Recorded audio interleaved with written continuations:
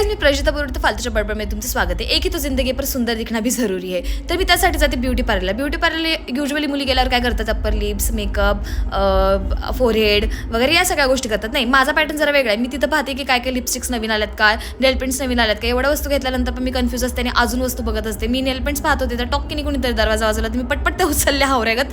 मला असं वाटलं की कुणीतरी येईल आणि याच्यापैकी चॉईस करून घेऊन जाईल.